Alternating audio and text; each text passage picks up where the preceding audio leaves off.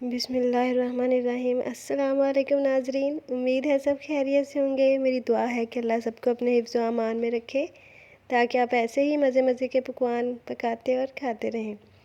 आज मैं आपसे शेयर करने जा रही हूँ पोटैटो डोनट्स की रेसिपी। बहुत ही मज़ेदार बनते हैं। तो उसके लिए मैंने ले लिए हैं आलू। इनको मैंने बॉयल कर लिया था और काटने के बाद इनको मैं मैश कर लूँगी।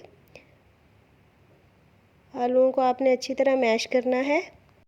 मैंने 500 ग्राम आलू लिए थे और आलूओं को हम ऐसे ही अच्छी तरह मैश कर लेंगे। तो आलूओं को मैंने मैश कर लिया है।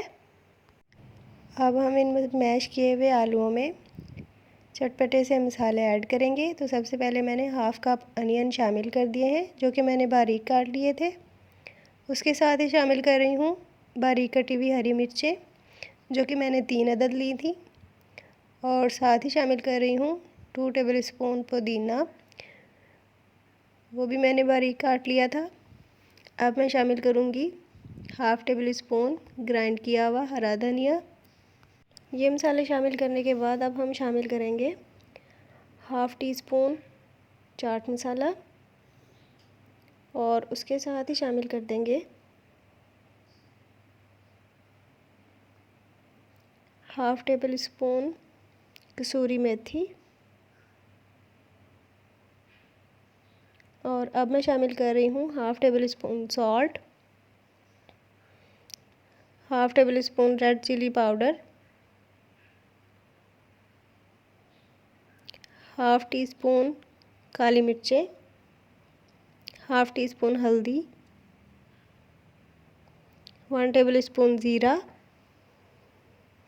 अब मैं शामिल करूँगी 1 टेबल स्पून क्रश्ड धनिया, 1 टीस्पून से थोड़ा ज़्यादा चिली सॉस और साथ ही शामिल कर रही हूँ 1 टेबल स्पून से थोड़ा कम soya sauce, 1 teaspoon garlic powder. तो सारे मसाले हमने शामिल कर दिए हैं। अब इनको हम अच्छी तरह मिक्स कर लेंगे। हाथ से मिक्स करना ज़्यादा बेहतर है। और यहाँ पे नए नाजरीन से गुजारिश है कि प्लीज़ मेरे चैनल को सब्सक्राइब करें और साथ लगे हुए बेल आइकन को प्रेस करें ताकि नई वीडियोस के नोटिफिकेशंस आपको मिलते रहें और मुझे हौसला। तो सारे मसालों को हमने हाथ की मदद से आलूओं में अच्छी तरह मिक्स कर लिया है। और अच्छी तरह मिक्स करने के बाद अब मैं आपको बताऊंगी कि अगला प्रोसेस क्या होना चाहिए और कैसे होना चाहिए।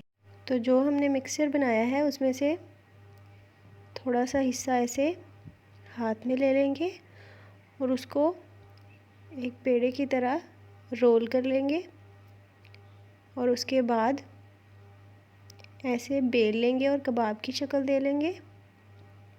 इसके लिए आपको किसी मशीन वगैरह की ज़रूरत नहीं, आप हाथ के साथ बहुत ही अच्छा कबाब बेल सकते हैं। जैसा कि आप देख रहे हैं बहुत ही अच्छा और गोल शेप में बन चुका है। मज़ीद आप ऐसे ही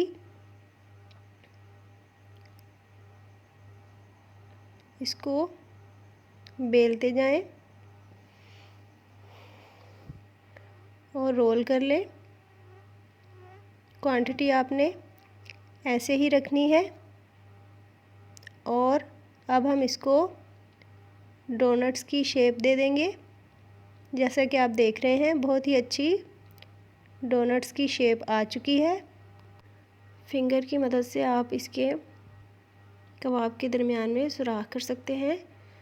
इस तरह डोनट्स की शेप बहुत अच्छी बन जाती है। बहुत इजी है, बिल्कुल भी मुश्किल नहीं है। तो सारे डोनट्स हमने रेडी कर लिए हैं। तो तकरीबन 10 डोनट्स हमारे रेडी हो चुके हैं। मैंने तकरीबन 500 आलू लिए थे और बाकी मसाला जो मैंने शामिल किया। और अब मैंने 2 अंडे एक बाउल में बीट कर लिए और साथ ही मैंने एक प्लेट में ब्रेड क्रम्स ले लिए हैं। तो हम डोनट्स को पहले अंडों में डिप करेंगे और उसके बाद उसके ऊपर ब्रेड क्रम्स को अच्छी तरह कोट कर लेंगे। और अब हम हल्के गरम ऑयल में ये डोनट्स डालते जाएंगे और इनको फ्राई कर लेंगे। यहाँ पे फ्लेम को आपने लो टू मीडियम रखना है, फ्लेम को हाई नहीं करना। कुछ सेकंड्स के लिए एक साइड से फ्राई करने के बाद इसकी साइड हम चेंज कर लेंगे। देखें अच्छा सा गोल्डन कलर आना शुरू हो गया है। ये डोनट्स बहुत ही मज़ेदार बनते हैं, आपको चिकन की ज़रूरत भी महसूस नहीं होगी। आप इनको स्नैक्स के तौर पे भी इस्तेमाल कर सकते हैं और बच्चों के लंच बॉक्सेस के लिए भी। और दावतों में भी ये बहुत ही खूबसूरत लगते हैं।